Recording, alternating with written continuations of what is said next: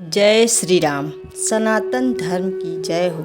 नमस्कार दोस्तों, आज इस वीडियो में मैं आप लोगों को भगवान श्री राम के बाल्यकाल से लेकर उनकी शादी तक की कथा प्रस्तुत करूंगी। अतः आप लोगों से उम्मीद करती हूँ कि जिस तरह आप लोग मेरी पहली वीडियो को सपोर्ट किए हैं, उससे भी ज़्यादा इस वीडियो को सपोर्ट करके सनातन धर्म को सपोर्ट करेंगे। दोस्तों, अयोध्या में प्रभु श्री रामचंद्र जी के मंदिर का निर्माण हो रहा है तथा 22 जनवरी 2023 को स्थापना होना है। इस खुशी के मौके पर मैंने आप लोगों के लिए संपूर्ण रामायण को संक्षिप्त तथा सरल रूप में प्रस्तुत करने की कोशिश कर रही हूँ। तो दोस्तों, देर न करते हुए प्रभु श्री राम की कथा भाग 2 का श्रवण करते हैं। इसे बहुत ही शांत एवं प्रसन्नचित्त मन से सुनिएगा। दोस्तों, यदि चैनल पर नए हैं तो प्रभु श्री राम के लिए चैनल को सब्सक्राइब करके बेल आइकन को प्रेस कर लीजिए, जिससे आप सदैव सनातन धर्म से जुड़े रहेंगे। इस कथा की शुरुआत रामचंद्र जी की बाल लीला से शुरू होगी। जब रामचंद्र जी बालक थे तो माता कौशल्या ने उन्हें नहलाकर पालने में सुला दिया और पूजा करने लगी। फिर जब वे रसोई में जाकर लौटी तो उन्होंने देखा कि उनका पुत्र पूजा घर में बैठा हुआ था और भगवान का भोग खा रहा था। कौशल्या जी डर गईं कि अभी कुछ देर पहले ही तो इस पालने में सुलाकर आई थी, यहाँ किसने लाकर बैठा दिया। वे घबराकर पालने के पास पहुँची तो उन्होंने रामचंद्र जी को वहीं सोया देखा। फिर पूजा घर लौटने पर उन्होंने देखा कि रामचंद्र जी वहां बैठकर भगवान का भोग खा रहे हैं। रामचंद्र जी के 2 जगहों पर होने की लीला देखकर माता कौशल्या घबरा गईं। तब रामचंद्र जी ने उन्हें अपना अखंड अद्भुत रूप दिखलाया, जिसे देखने के बाद कौशल्या जी ने कहा कि हे प्रभु, मुझे आपकी माया अब कभी न व्यापे। इसके बाद राम ने बाल लीलाएं तो की, लेकिन माता को अपना विराट स्वरूप दोबारा कभी नहीं दिखाया। दोस्तों, विश्वामित्र जी ने मांगा राम लक्ष्मण को। राक्षस ब्रह्मर्षि विश्वामित्र जी के यज्ञ में विघ्न डालते थे, जिससे उनकी तपस्या में बाधा आती थी। परेशान होकर वे राजा दशरथ के दरबार में आए। उन्होंने राजा दशरथ से कहा कि उनकी यज्ञ की रक्षा करें और राक्षसों का वध करने के लिए राजा राम लक्ष्मण को उनके साथ भेज दें। यह सुनकर दशरथ जी का दिल कांप गया और वे हाथ जोड़कर बोले, मुझे बुढ़ापे में पुत्र मिले हैं, अतः इन्हें न ले जाएं। आप मेरी सेना मांगे, खजाना मांगे, मेरा शरीर मांगे, मैं सब कुछ खुशी खुशी दे दूंगा, पर राम को न मांगे। अंत में गुरु वशिष्ठ जी ने राजा को समझाया बुझाया, जिसके बाद दशरथ जी ने अपने दोनों पुत्रों राम लक्ष्मण को विश्वामित्र जी के साथ भेज दिया। बाद में विश्वामित्र जी रामचंद्र जी को अस्त्र शस्त्र विज्ञान की शिक्षा के साथ साथ ऐसी विद्या भी सिखाई जिससे भूख प्यास न लगे और शरीर में अतुलित बल व तेज का प्रकाश हो। दोस्तों, ताड़का का वध। ताड़का राक्षसी और उसके पुत्र ब्रह्मर्षि विश्वामित्र के यज्ञों में निरंतर बाधा डालते थे। विश्वामित्र जी ने रामचंद्र जी को आदेश दिया कि वे ताड़का को मार डालें। रामचंद्र जी हिचक रहे थे क्योंकि वह स्त्री थी, इसलिए शुरुआत में उन्होंने उसके दोनों हाथ काट डाले ताकि उसे सबक मिल जाए और वह भविष्य में यज्ञ में बाधा न डाले। लेकिन आसुरी शक्तियों के बल पर ताड़का अदृश्य होकर हमला करने लगी। जब ताड़का नहीं मानी तो विश्वामित्र ने रामचंद्र जी से कहा कि राजकुमार या राजा को स्त्री पुरुष में भेद नहीं करना चाहिए। उन्होंने कहा कि भेदभाव के बिना अपने कर्तव्य का पालन करें और बिना किसी संकोच के ताड़का का वध कर दें। ताड़का में 1000 हाथियों का बल था क्योंकि उसके पिता सुकेतु ने संतान प्राप्ति के लिए ब्रह्मा जी की तपस्या की थी और ताड़का के बलि होने का वर मांगा था। ताड़का वध के बारे में पता चलते ही मारीच और सुबाहु नाम के राक्षस सेना लेकर आ गए। लक्ष्मण जी ने राक्षस सेना का संहार किया, जबकि रामचंद्र जी ने मारीच और सुबाहु से युद्ध किया। रामचंद्र जी ने सुबाहु को मार डाला और मारीच को ऐसा बाण मारा जिससे वह 100 योजन दूर समुद्र के पार जा गिरा। इस तरह रामचंद्र जी और लक्ष्मण जी ने मिलकर राक्षसों का संहार किया तथा ब्राह्मणों को निर्भय कर दिया। दोस्तों, अहल्या का उद्धार। जब राम लक्ष्मण विश्वामित्र जी के साथ जा रहे थे तो उन्हें एक आश्रम दिखाई दिया जहाँ कोई नहीं था, सिर्फ पत्थर की एक शिला थी। जब रामचंद्र जी ने विश्वामित्र जी से पूछा कि यह क्या है, तब मुनि ने इसके पीछे की कहानी बताई। उन्होंने बताया कि गौतम मुनि की पत्नी अहल्या पर इंद्र मोहित हो गए थे। अहल्या भी इंद्र के प्रति आकर्षित हो गई थी, जिस कारण गौतम मुनि ने अहल्या को जड़ बनकर पत्थर होने का शाप दे दिया। बाद में दया करके उन्होंने यह भी कहा कि प्रभु के चरण पड़ने पर अहल्या फिर से जीवित हो जाएगी। विश्वामित्र जी के कहने पर रामचंद्र जी ने जैसे उस शिला पर पैर लगाया, अहल्या सचमुच जीवित हो गई और उनका उद्धार हुआ। दोस्तों, रामचंद्र जी सीता जी का आकर्षण। विश्वामित्र जी रामचंद्र जी और लक्ष्मण जी को सीता जी के स्वयंवर में ले गए। राजा जनक ने यह घोषणा की थी कि जो भी वीर शिव जी का धनुष तोड़ेगा उसी के साथ सीता जी का ब्याह होगा। विवाह से पूर्व जय सीता जी गौरी पूजन के लिए जा रही थी तो राम ने उन्हें देखा और उनके मंगलदायक दाहिने अंग फड़कने लगे। उन्होंने सोचा कि मैंने तो स्वप्न में भी कभी पराई स्त्री पर दृष्टि नहीं डाली है, फिर सीता जी को देख आकर्षण क्यों हो रहा है। उधर सीता जी भी रामचंद्र जी को देखने के बाद विकल होकर प्रेम के वश में हो गई।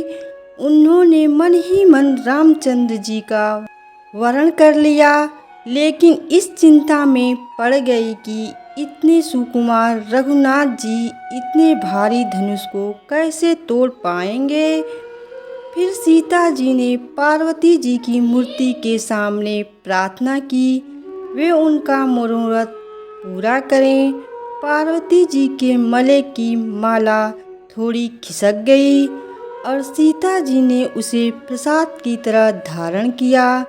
पार्वती जी ने सीता जी को आश्वस्त किया कि तुम्हारी मनोकामना पूरी होगी और तुम्हें तुम्हारा मन चाहा वर मिलेगा। दोस्तों, सीता जी का स्वयंवर। सीता जी के स्वयंवर में रामचंद्र जी को लोगों ने अलग अलग रूप में देखा। जिसकी जैसी भावना थी प्रभु उसे वैसी ही नजर आए। राजा रामचंद्र जी को इस तरह देख रहे थे मानो स्वयं वीर रस सामने खड़ा हो। कुटिल राजा रामचंद्र जी को देखकर डर रहे थे। जो राक्षस छल से वहां राजा के वेश में बैठे थे उन्हें रामचंद्र जी प्रत्यक्ष काल के समान दिखाई दिए। उन्हें देखकर नगरवासियों की आंखों को ठंडक मिल रही थी। स्त्रियां खुश होकर उन्हें अपनी अपनी रुचि के अनुसार देख रही थीं, मानो श्रृंगार रस अनुपम मूर्ति धारण करके आ गया हो। विद्वानों को प्रभु विराट के रूप में दिखाई दिए और हरि भक्तों को वे इष्ट देव के रूप में दिखाई दिए। जनक समेत रानियां उन्हें अपने बच्चे के समान देख रही थीं और योगियों को वे शांत व स्वतः प्रकाशित परम तत्व के रूप में दिखाई दे रहे थे। और सीता जी जिस स्नेह और सुख के भाव से रामचंद्र जी को देख रही थी उसे तो कहा ही नहीं जा सकता। अस्थाम गौर किमि कहो बखानी, किरा अनयन नयन बिनु बानी। इस तरह हर व्यक्ति अपने दृष्टिकोण से रामचंद्र जी को देख रहा था, जो इस बात पर निर्भर करता था कि वह खुद कैसा था। दोस्तों, जनक जी का प्रण। जनक जी ने भरी सभा में यह प्रण किया कि जो भी इस धनुष को तोड़ेगा, जानकी जी बिना किसी विचार के उसका वरण कर लेंगी। शिव जी का धनुष राहु की तरह भारी और कठोर था। सुमेरु पर्वत उठाने वाला बाणासुर भी हृदय में हार कर उसकी परिक्रमा करके चला गया और कैलाश पर्वत को उठाने वाला रावण भी उस सभा में पराजय को प्राप्त हुआ। धनुष को उठाना तो दूर रहा, रावण और बाणासुर इसकी कोशिश करने की भी हिम्मत नहीं कर पाए।